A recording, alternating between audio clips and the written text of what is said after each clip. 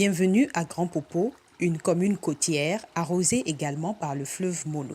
La commune de Grand Popo a 7 arrondissements, dont deux arrondissements urbains. Il s'agit d'Agoué et Grand Popo. Les 5 autres arrondissements sont des arrondissements ruraux ou qui sont desservis par l'AEV, l'addition d'eau villageoise. Depuis 2003, il y a eu la réalisation d'un réseau d'AEV dans la commune qui couvre un linéaire de 53 km avec un forage à Nito et avec une station de coloration aussi et un château de 100 mètres cubes. Et de plus, en 2017-2018, il y a eu la réalisation sur les fonds de transition néerlandais, plus de 49 BF qui ont été réalisés, Bonnefontaine, BF 49 qui ont été réalisés dans la commune. On note encore qu'il y a manque dans plusieurs villages.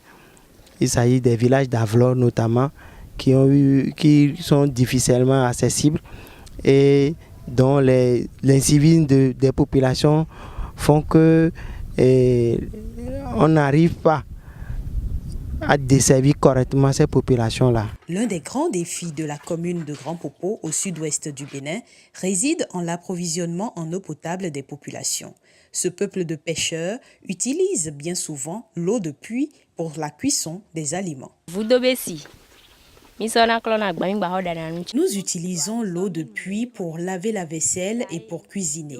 L'eau potable, nous la buvons uniquement. C'est difficile de payer 50 francs pour chaque bassine d'eau. De plus, on ne nous a jamais déclaré de maladies liées à nos pratiques. Par rapport aux 2 arrondissements desservis par la SONEF, l'extension n'est pas allée à tous les endroits, c'est seulement à quelques endroits au bord qui sont proches de la voie inter-État. Et les populations sont réticentes dans l'utilisation de cette eau parce qu'ils jugent que cette eau est trop chère. Et d'où ils continuent toujours d'utiliser leur eau de pluie et de puits qui sont à côté, alors que nous connaissons dans notre commune de Grand Popo, surtout des zones urbaines, la nappe d'eau est à fleur. Et les eaux de ces puits-là sont des eaux contaminées par les produits phytosanitaires. Rares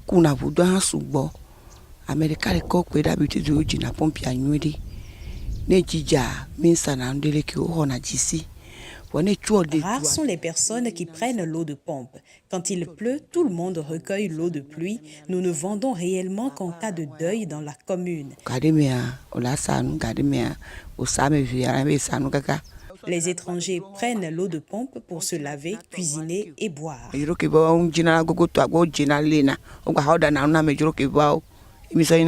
Malgré les efforts des autorités locales, les populations dans bien des villages de la commune déprécient le goût de l'eau fournie par les adductions d'eau villageoise. Dans certaines zones, il y a toujours l'utilisation de l'eau de fleuve.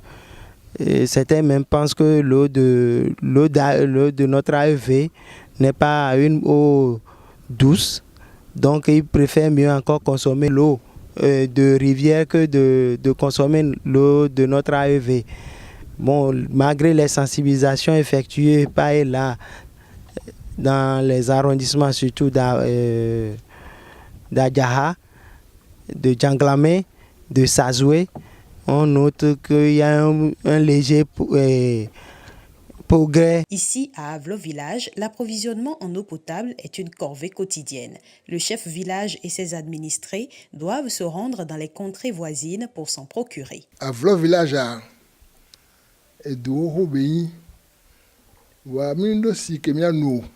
Avlo est un vieux village, mais nous n'avons pas d'eau potable. Le compteur que nous avions a été retiré.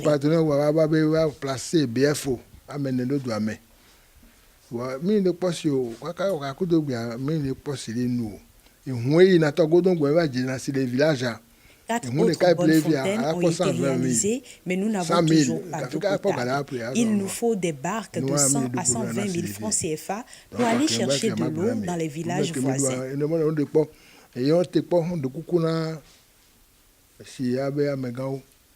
Nous supplions alors les autorités afin qu'elles nous aident.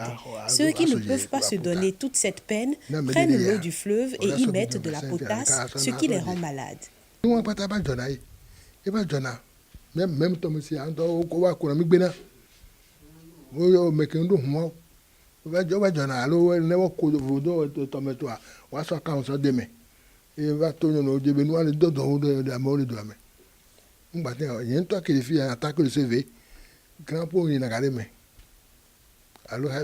À Grand Popo, le programme sectoriel eau, hygiène et assainissement, PROSEA, est d'un appui capital pour la mairie. C'est notre partenaire numéro 1 de la commune en matière d'eau, hygiène et assainissement.